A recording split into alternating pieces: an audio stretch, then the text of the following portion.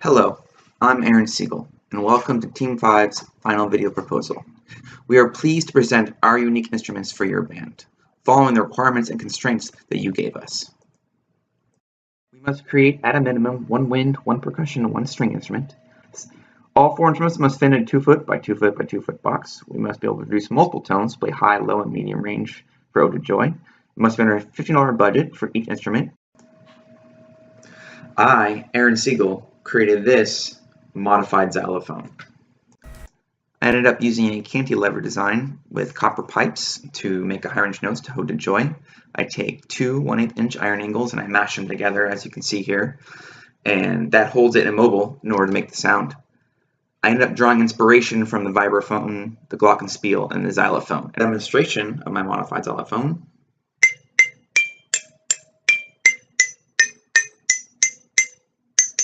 Beautiful. Here is a little sneak peek of the math behind my modified xylophone. Here is the final budget, which we easily came in under $15. And now that you've seen my high-range percussion, I will pass it on to my teammate, Santos Tobias, for his mid-range wind instrument. Thanks, Aaron. I'm Santos Tobias with Maroon and Gold 4's bamboo wind instrument. We'll start first by looking at the original design concept. It utilized the blow-in-a-bottle method, except replaced the bottle with a hollow bamboo reed. The idea worked for the initial tone, but it did not support any tones after drilling holes into the material. So this required redesigning the wind instrument to support Team 5's size, cost, and material constraints. The new design would take into account all of the required criteria and produce an even clearer tone than the original design concept.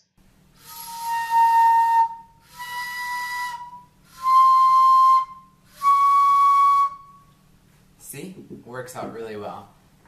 Here's a closer look.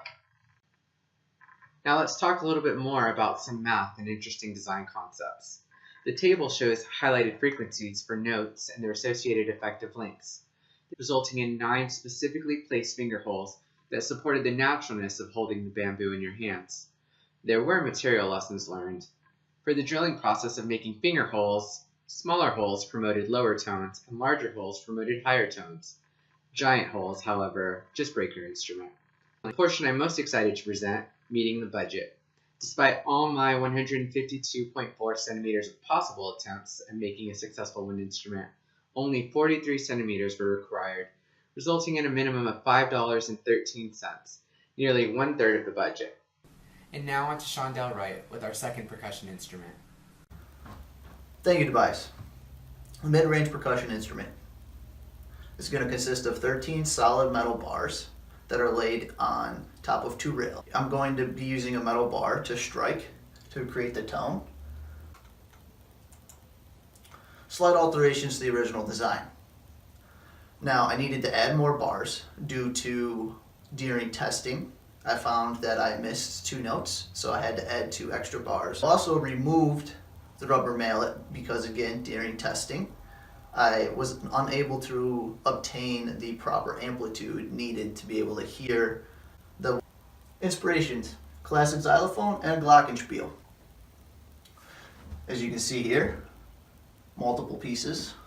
They set on, there's nothing holding it in. I was using MATLAB to come up with the different 13 notes to obtain the entire mid-range that you'll see in the song Ode to Joy. And then this is my equation. And then the budget. Since I have removed some stuff, my budget is dropped from the original price. I no longer need the rubber bouncy ball. I no longer need the pencil. And since I'm not using as much wood, now, a quick demonstration. I'm going to now let Joseph finish everything up. Thank you. Thank you, Shondell. This is Joseph Woodrell here to talk about my low-range string instrument, which is a hybrid between an Ektara string drum and a phonofiddle. It is primarily functions similar to an Ektara in that it is a string over a bridge which goes to a vibration membrane. However, it's like the phonofiddle in that it has the acoustic box with the acoustic horn to amplify it. It has a metal tube as the backbone to primarily provide the strength against the force of the string being tensioned. The length of the instrument will easily fit within the box, it being that it's only 16 inches long, and it is using a plucking arrangement rather than a bow as an Ectara does, simply because of cost constraints. As you can see here, this is similar to how an Ectara is built. It is very similar to how my instrument is built, the main difference being the acoustic box and the horn rather than just being an open face drum. Stylishly painted in the maroon and gold's maroon color with the pitchfork emblazoned on the front. And you can see more detail of how the pivot joint was made,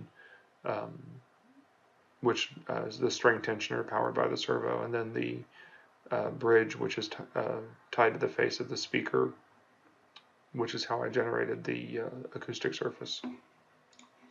Some of the math required was relatively simple for this because the servo was able to self-tune on the tension of the string. The only thing I had to verify is that the highest frequency it would be trying to tune to would not exceed the breaking strength of the string.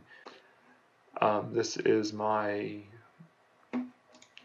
budget for mine, which I surprisingly, with all the electronics and all the stuff I added to it, it was still able to come in at only around $14.